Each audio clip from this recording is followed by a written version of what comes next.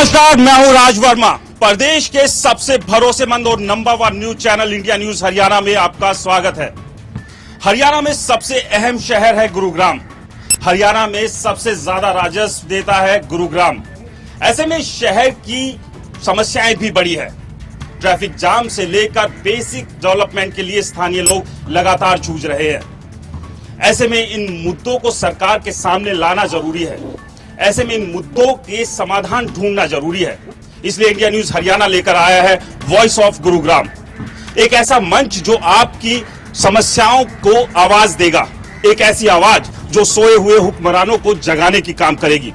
इस कार्यक्रम की शुरुआत करने से पहले हमारे साथ जो पैनल मौजूद है उससे आपका परिचय करा देते हैं। हमारे साथ सभी RWA के रिप्रेजेंटेटिव के तौर पर और गुरुग्राम सिटीजन काउंसिल के अध्यक्ष RS राठी साहब हैं। बीजेपी से हमारे साथ GL शर्मा जी हैं, INLD से हमारे साथ दलबीर धनखड़ जी हैं और हमारे साथ कांग्रेस से वीरेंद्र वशिष्ठ जी हैं। तो आज इस कार्यक्रम का जो अहम मुद्दा है वो ये है कि रेरा से हरेरा क्यों, और इसकी शुरुआत शर्मा जी आपसे ही करते हैं कि आखिरकार रेरा से हरेरा की जरूरत क्यों पड़ी। देखिए, जो real estate regulatory development act 2016 है जो केंद्र सरकार ने पास किया, उसको मद्देनजर रखते हुए उसमें एक प्रावधान है कि प्रत्येक स्टेट मतलब चाहे हरियाणा हो, सारे ही देश के जो स्टेट है वो इसको लागू करेंगे। और चूंकि हरियाणा में खास तौर पे मतलब हर एक स्टेट की अपने अपने शहरों की अलग अलग राज्यों की और शहरों की अलग अलग स्थितियां होती हैं, तो हरियाणा सरकार ने महसूस किया कि जो रेरा जो कानून है उस कानून के तहत देश में जो सोचा गया वो यही सोचा गया कि जो हमारा रेजिडेंशियल सेक्टर है, जो हमारा रियल एस्टेट सेक्टर है, उसमें किसी प्रकार से खरीदार को कोई धोखा ना हो और त्वरित मतलब सबसे ज्यादा जो आम आदमी है वो ही पूंजी निवेश करने वाला है। तो पूंजी निवेश को बढ़ावा देने के लिए और जो खरीदार है उसको सुरक्षा कवच देने के लिए रेरा कानून बनाया गया है।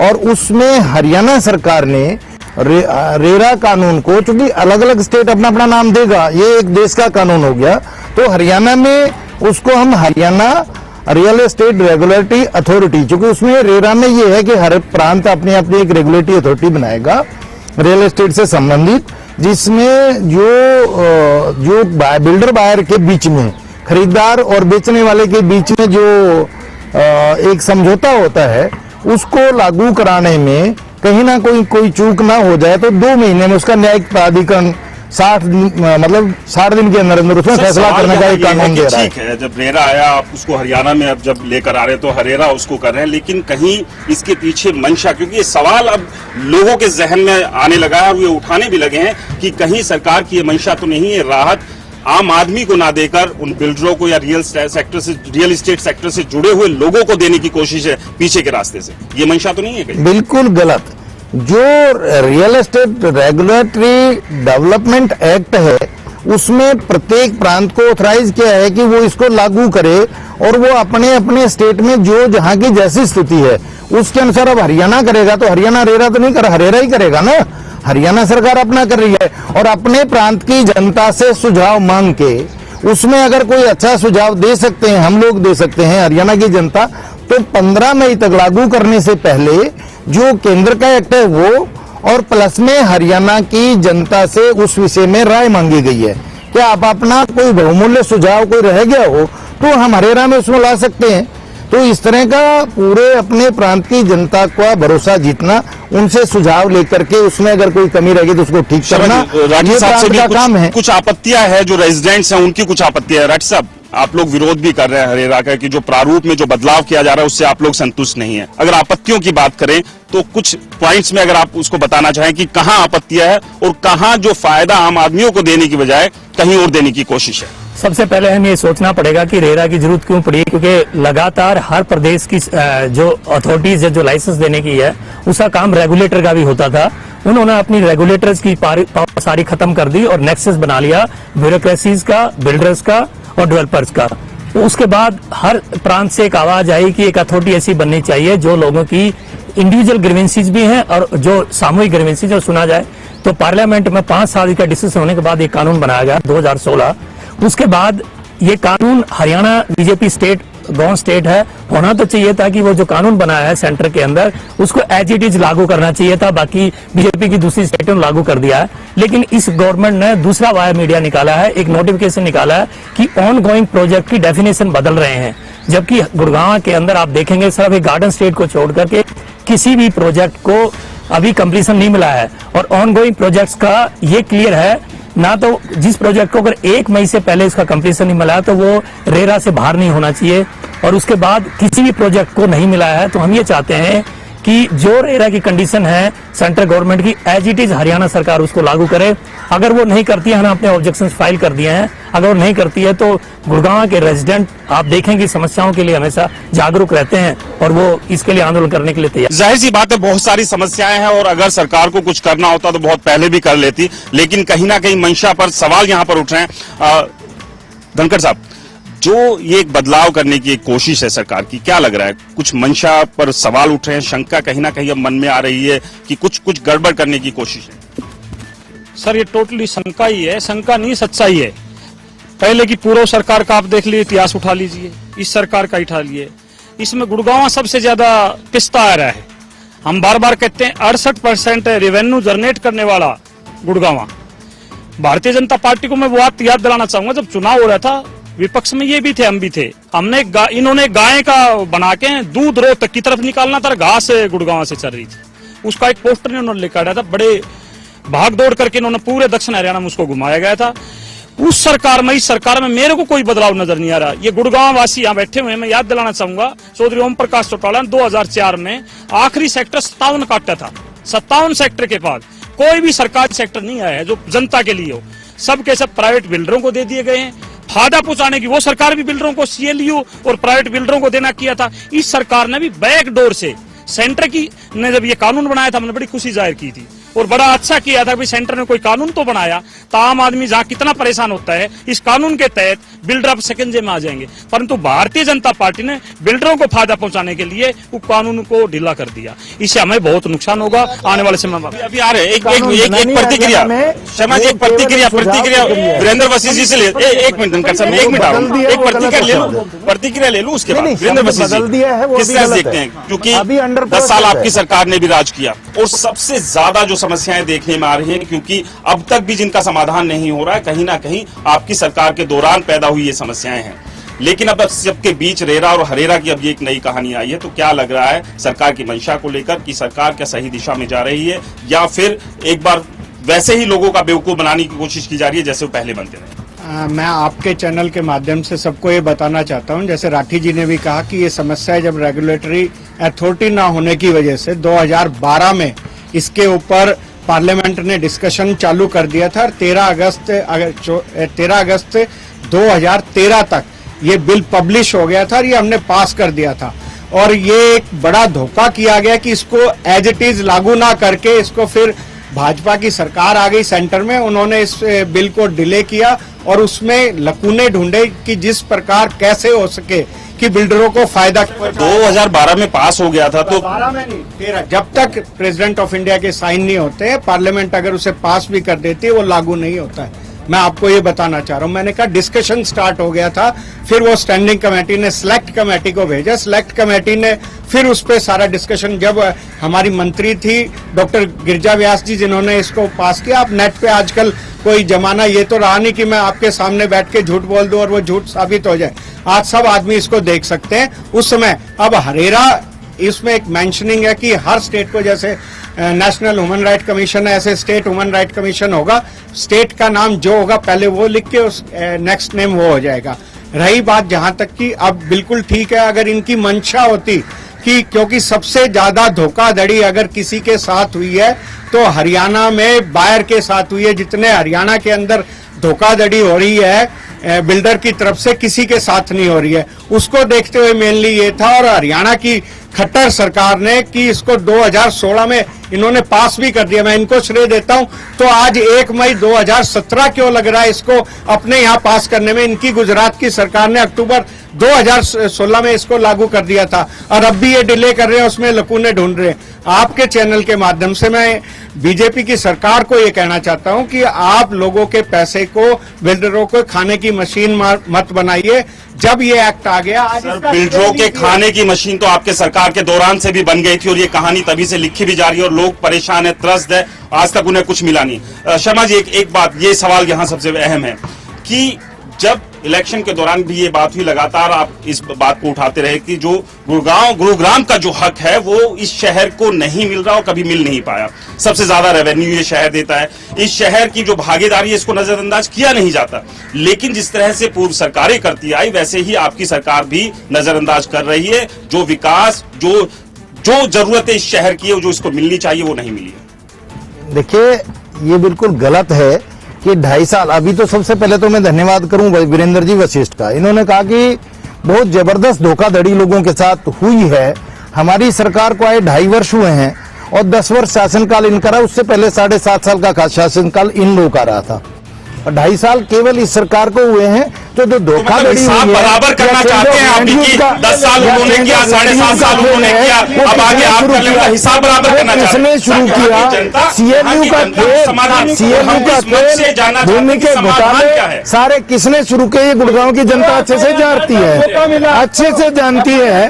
और मैं ये कहना चाह रहा हूँ कि 2.5 साल के गुड़गांव के माननीय सुन लेते हैं जी। गुड़गांव के हमारे बहुत अच्छे सभ्य नागरिक आरडब्ल्यू के साथी बैठे हैं, पढ़े लिखे लोग बैठे हैं। आज से 2.5 साल पहले के और आज के 2.5 साल के बाद के, क्या आप हाईवे को हिरोंडा चौक को बनता हुआ देख रहे हैं? क्या आप सिग्नेचर टावर चौक पे कहीं काम होता देख रहे हैं? क्या आप राजीव चौक पे काम होता देख रहे हैं? क्या आप गुड़गांव के अंदर जीएमडीए का अधिकारी बैठा हुआ देख रहे हैं कि नहीं देख रहे हैं? ये स्थिति पहले से भिन्न है। काम विकास एक त्वरित प्रक्रिया है, एकदम से ऐसी कोई जादू की छड़ी नहीं 2.5 साल में हमने आज कर दिया, 2.5 साल के अंदर अंदर सब कुछ बनके खड़ा हो जाएगा। हरियाणा गुड़गांव वो सौभाग्य प्राप्त कर रहा है जो पूरे वर्ल्ड में सबसे छोटा हाईवे और सबसे चौड़ा हाईवे गुड़गांव को मिल रहा है। छोटी दो प्रतिक्रिया ले लेते हैं। मिलता है। साहब, जिस तरह से बात की जा रही है, आप रेजिडेंट आरडब्ल्यू जो है 2 दर्जन से ज्यादा जो आरडब्ल्यू उसको रिप्रेजेंट कर रहे हैं, क्या आप ये मानते हैं इन 2.5 साल में जो विकास के काम दिख रहे हैं, जो दावा शर्मा जी भी कर रहे हैं, वो असल में काफी है इस शहर के लिए? जो शर्मा जी दावा कर रहे हैं वो पूरी तरह निराधार गलत है। मैं आपको बताना चाहता हूँ, जो हो ही नहीं रहा कुछ भी, जो हाईवे के अंदर जो अंडरपास बन रहे हैं, ये पार्लियामेंट की स्टैंडिंग कमेटी ने लिख के दे दिया था कि ये डिफेक्ट, इसको कंप्लीशन सर्टिफिकेट दिया डीएस कंस्ट्रक्शन को। हमने आपको पता अभी टोल की आवाज उठाई थी, उसके हमने सारी चीजें अंडरपास मार्क करके दिए थे। तो वो उस डिफेक्ट को ये सरकार ठीक कर रही है, ये पुरानी सरकार की डेफिशिएंसी ठीक कर रही है, बाकी को क्रेडिट नहीं। हम काम कर रहे हैं, पहले जो सरकारों ने जो किया उसमें कहीं सुधार की ठीक कर रहे हैं, तो उसको यानी स्वीकार तो शहर को जो कीजिए कि मिलना चाहिए तो मिला नहीं। एक छोटी सी अच्छा कर रहे हैं शर्मा जी, एक प्रतिक्रिया में धनकर साथ गलत कर रहे हैं, तो ठीक कर रहे हैं, तो मैं आपका धन्यवाद बोलता हूँ। प्लीज शर्मा जी ने जीडीए की बात करी। मैं एक बात याद दिलाना चाहूंगा, कांग्रेस की सरकार थी, राविंदर जी मंत्री थे इस सरकार में, यहाँ से सांसद भी थे, शर्मा जी उनके साथ थे। इन्होंने निगम बनाने की आवाज उठाई इस पर गुड़गांव के अंदर, निगम बनाया, इंद्रजीत जी ने निगम बनाया, मान लिया, बनवाया, वाह लुटी। निगम में जितने भी पोस्ट थी सारी इंद्रजीत, जब कांग्रेस में रखी वो, और जैसे भारतीय जनता पार्टी में गए, शर्मा जी से इंद्रजीत जी गए, पूरी की पूरी मेरी टीम वहां शिफ्ट हो गई। मैं चैलेंज करता हूं, अगर ऐसा नहीं हुआ तो मैं बैठा हूं यहाँ, वहां की वहां सारी शिफ्ट होगी। आज एक झुंझुना और देने की कोशिश कर रहे हैं जीडीए का, राव इंद्रजीत जी भी जीडीए की बात करते हैं। इस प्रदेश का, दक्षिण हरियाणा का जितना नुकसान राव इंद्रजीत जी ने किया है, इतना किसी ने किया। मैं चैलेंज करके कह सकता हूं, सीएम से अपनी लड़ाई रखते हैं, सीएम की पोस्ट के लिए लड़ाई लड़ते हैं, मैं सीएम बनना चाहता हूं, और यहाँ सबसे ज्यादा नुकसान होता है। यानी कि दावे हैं, आरोप है, लेकिन समाधान नहीं है। परेशान हो रही है तो इस शहर की जनता हो रही है, और लगातार बात हो रही है कि रेरा हरेरा क्यों। तो अब यहाँ जो जनता है उनके भी बहुत सारे सवाल हैं। यहाँ पर हमारे साथ जो पॉलिटिकल गेस्ट है सभी पार्टियों के, वो बैठे हैं। जो रेजिडेंट हैं उन्हीं से सबसे पहले कुछ सवाल जो अपने इन प्रतिनिधियों से वो जानना चाहते हैं। सर, क्या सवाल है? मैं इस कॉलोनी में डीएलएफ में पिछले 35 साल से रहते हैं। यहाँ पर अभी हम देख रहे मंच पे पार्टी वाला आपस में लड़ रहे, हमने ये किया, हमने वो किया, हमने ये किया। 35 साल से हमारा जो समाधान है, प्रॉब्लम सॉल्व करने के लिए रेरा आया हुआ है। सबसे पहले 2-3 वर्ड में बोलना चाहते हैं। रेरा 2016 सेंटर में जो लागू किया है, that has to be enacted to every state. वो स्टेट में उसको स्ट्रेंथन करना चाहिए, डायल्यूट नहीं करना चाहिए, because every regulatory authority, appellate authority has to be in every state. हर स्टेट में एपिलेट अथॉरिटी होना है। उसके बाद वो एपिलेट अथॉरिटी कंट्रोल करना चाहिए, जिसके पास हम प्रॉब्लम लेकर जाते हैं विद इन 2 मंथ्स वो करना चाहिए। नाउ हमने ओरिजिनल एक्ट पढ़ा और इनका जो अभी इन्होंने जो बनाकर हमें भेजा वो भी पढ़ा। सबसे पहले यहाँ जो बैठते पॉलिटिशियन ये बताओ, हमारे से पूछने की क्या जरूरत है? पिछले 5 साल से, 10 साल से, 15 साल से, 2.5 साल से आपको पता नहीं हम प्रॉब्लम क्या है? एक मिनट तो देखो मैं बताता हूँ। आप हमें सवाल करते हैं, हमें लिख के भेजो क्या प्रॉब्लम है। एवरी प्रॉब्लम आपको पता है। उसमें आपने लिखा हुआ ऑनगोइंग प्रोजेक्ट डायल्यूट क्यों किया है? उसका जो डेफिनेशन सबसे सत्यानाश कर दिया आपने। बिकॉज ऑनगोइंग प्रोजेक्ट आप चाहते हैं जितने भी बिल्डर्स अभी है वो सबको सेफगार्ड करे, बिकॉज उनसे गवर्नमेंट ने पैसा खाया है। एक बड़ा गंभीर आरोप है ये, और इस आरोप का, इस सवाल का एक जवाब चाहिए। इस पूरी जनता को ये जवाब चाहिए। दरअसल में जो भाई साहब कह रहे हैं कि सबसे पहले तो किसने क्या खाया है, मुख से शब्द निकालने से पहले हमको ये समझ लेना चाहिए कि वर्तमान सरकार को 2.5 वर्ष हुए हैं और 2.5 वर्ष की सरकार ने इसने कोई लाइसेंस जारी नहीं किया। नंबर 1 बात तो किसने क्या खाया है इस विषय को पहले क्लैरिफाई करें, ये बहुत जरूरी है। किस गवर्नमेंट ने पैसा खाया है, ये गलत है शब्द, और खाया है तो उसमें डिफाइन करने गलत है। आप कोर्ट में कुछ भी बोल रहे हैं, वो शब्द नहीं है। तो बता दीजिए। अब समाधान ये है, वो कह रहे कि आप हमसे समस्या क्यों पूछ रहे हैं? हम आपसे समस्या नहीं पूछ रहे हैं, हम आपसे सुझाव मांग रहे हैं। और ये किसी की चाहते हैं जो कोई भी केंद्र सरकार ने जो प्रारूप तय किया उसको जो चीज बन गई है उसमें अच्छा सुझाव देने के लिए आमंत्रित किया जाता है। कोई भी एक अच्छा व्यक्ति हो सकता है जो इससे भी बेहतर सुझाव दे सकता है। उसमें अगर कोई कमी है तो उसको हम ठीक भी कर सकते हैं। अब रही इस बात की जो धरातल की बात है उसको देखिए, सुनिए, मैंने कहा हर राज्य का अपना अपना अलग अलग सिस्टम है लगा के हरेरा कर दीजिए, लेकिन वो जो प्रारूप जो फाइनल हुआ है उसको प्रारूप दीजिए। देखिए सुनिए, अभी आपने ये कैसे मान लिया, अभी ये कैसे मान लिया जब तक प्रारूप आपके सामने अभी आपके पास प्रपोज्ड आया है, रेरा का आपके पास सामान है, लागू हो जाना चाहिए, मांगा है, सुझाव मांग रहे हैं, क्यों कर रहे हैं? सुझाव अच्छे सुझाव दे दीजिए। जवाब नहीं आ रहा है, लोगों को कमी आ गई हो, उसके बाद में आप सभी के पास आ रहा हूँ। मेरा इस सरकार से एक चीज पूछनी है कि बिगड़े हुए बच्चे को सुधारने के लिए कानून सख्त बनाने चाहिए या उनको डाइल्यूट करना चाहिए, क्योंकि हरियाणा में मैक्सिमम करप्शन जो है बिल्डर्स ने किया है और ये गवर्नमेंट उन्हीं बिल्डर्स को मतलब छोड़ने के लिए इस रेरा एक्ट को डाइल्यूट कर रही है। तो ये बात इस सरकार को शोभा नहीं देती है, प्रारूप को करूप के रूप में दे रही है, इसलिए इनको शोभा नहीं देता। एक बीजेपी गवर्नमेंट, एक सभ्य गवर्नमेंट होनी चाहिए और एक साफ गवर्नमेंट होनी चाहिए, ईमानदार गवर्नमेंट होनी चाहिए।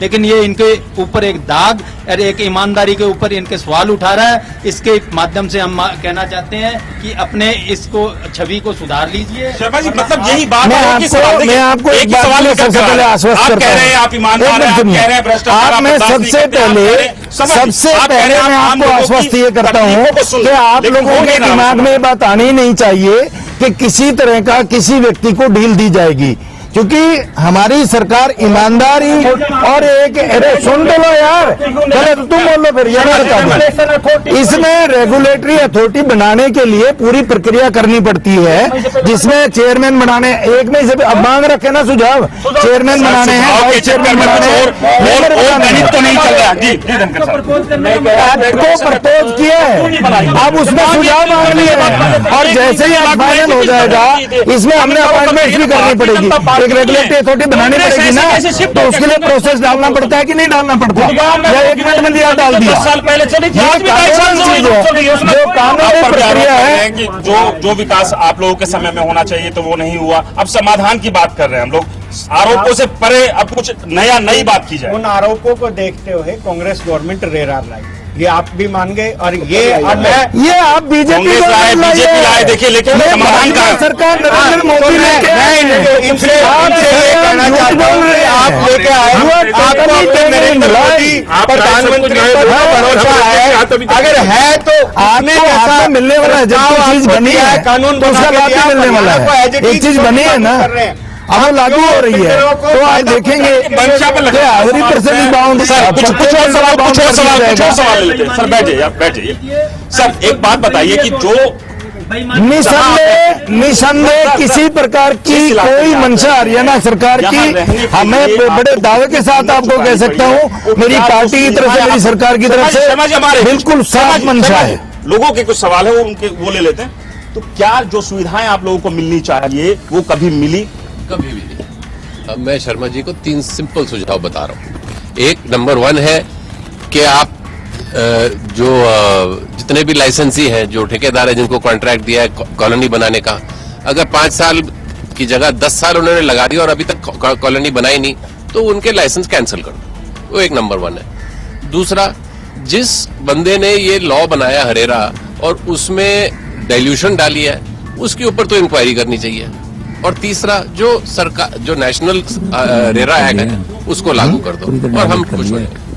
चलिए शर्मा जी, बड़े सिंपल से तीन सवाल है और समाधान के तौर पर ये सवाल दिए, समाधान के तौर पर भी इसको समझा जा सकता है कि पहला, जो तय समय सीमा होती है किसी भी प्रोजेक्ट को पूरा करने की, अगर वो नहीं होती है तो लाइसेंस आप रद्द कर दीजिए, कोई दिक्कत ही नहीं होनी चाहिए। दूसरा, इस प्रारूप में बदलाव की आवश्यकता क्या पड़ी?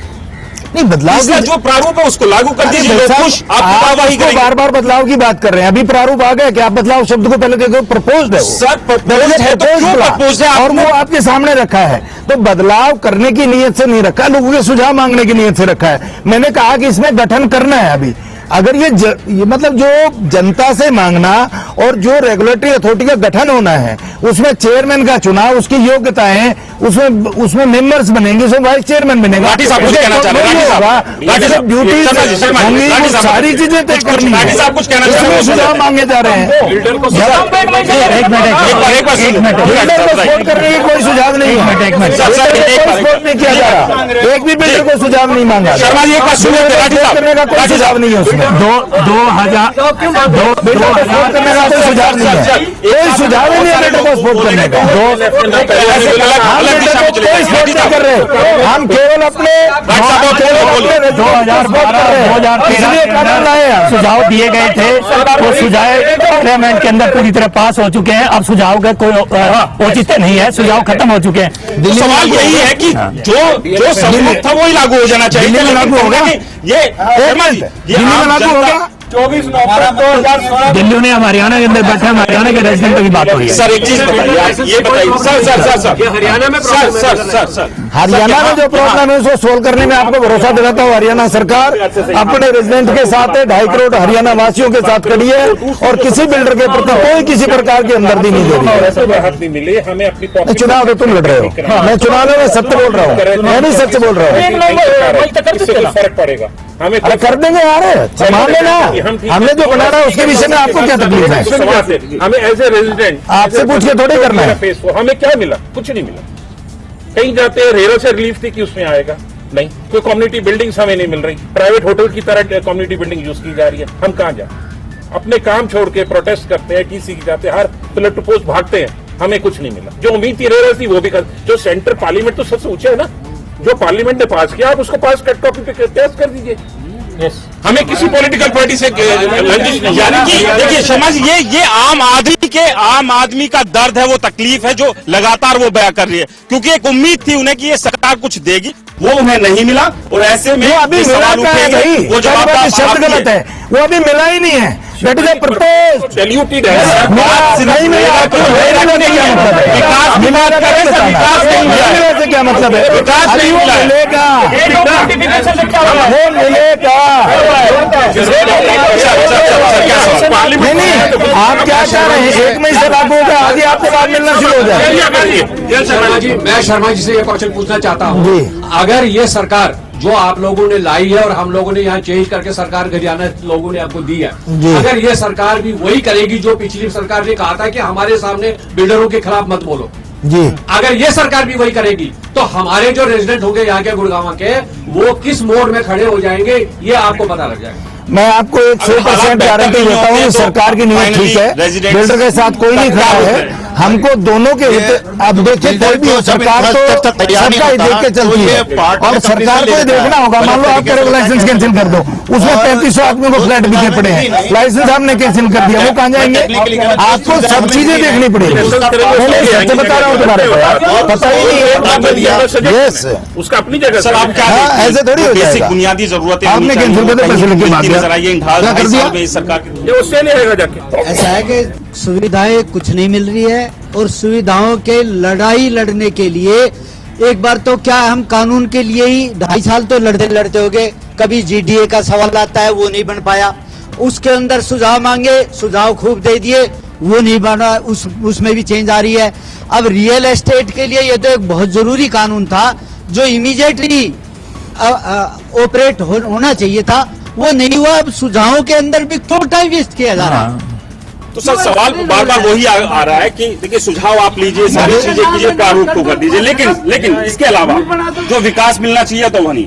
अभी एक समाधान के तौर पर एक आखिरी प्रतिक्रिया हम ले लेते हैं। सरकार को समाधान के तौर पे आप क्या सलाह देते हैं कि क्या करना चाहिए? क्योंकि लगातार जो पीड़ा है, ऐसा नहीं है इन 2.5 साल में आपकी सरकार भी रही थी, उस दौरान से ये पीड़ा चली आ रही है, तो अब समाधान क्या होगा? सर बात वही रखता हूं मैं, 57 सेक्टर 2004 के बाद सबसे आखिरी मिला था, उसमें स्कूल भी होते, पार्क भी होते, कम्युनिटी सेंटर भी होते हैं। उसके बाद कांग्रेस की सरकार में, मैं फिर बार बार कह रहा हूं, 58 सेक्टर और बना दिए, प्राइवेट बिल्डरों को दे दिए। ना उनमें स्कूल है, ना हॉस्पिटल है, कोई भी सुविधा प्राइवेट बिल्डर तो देगा नहीं। नंबर 1 वो की वो सरकार जो 9.5-10 साल भूपेंद्र सिंह हुड्डा ने चलाई, वही सरकार आज 2.5 साल से चल रही है, क्योंकि कांग्रेस ऑलमोस्ट सारी बीजेपी में शिफ्ट हो गई थी। ये वही लोग हैं। शर्मा जी भी उस समय कांग्रेस में थे, कोई बड़ी बात नहीं है। आज ये भारतीय जनता पार्टी में राव इंद्रजीत जी के साथ ये गए थे, इसमें कोई शक नहीं है।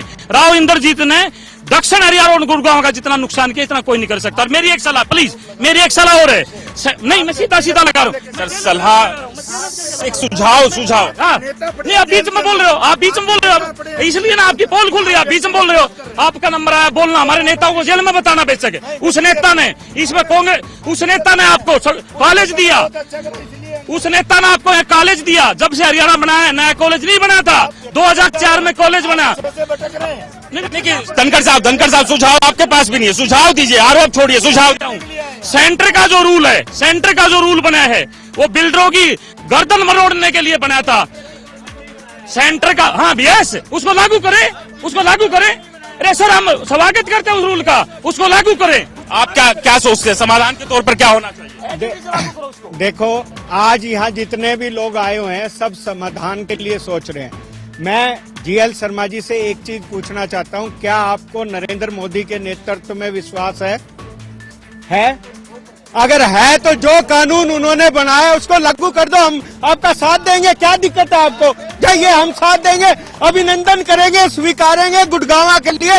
और नरेंद्र मोदी का धन्यवाद और खट्टर का धन्यवाद मैं RWA के साथ जाके करूंगा कांग्रेस पर। तो ये बड़ा अहम सवाल है। लगातार जिस तरह से सवाल उठ रहे हैं, जिस शहर को प्रदेश की आर्थिक राजधानी के तौर पर भी जाना जाता है, वही शहर अपने आर्थिक विकास के लिए तरस रहा है, और इस कदर तरस रहा है कि न पहले किसी ने सुना और न कोई सुनने को तैयार है। तो वॉइस ऑफ गुरुग्राम में आज का कार्यक्रम में फिलहाल इतना ही, लेकिन आप कहीं मत जाइए। प्रदेश की तमाम खबरों के लिए देखते रहिए इंडिया न्यूज हरियाणा। नमस्कार।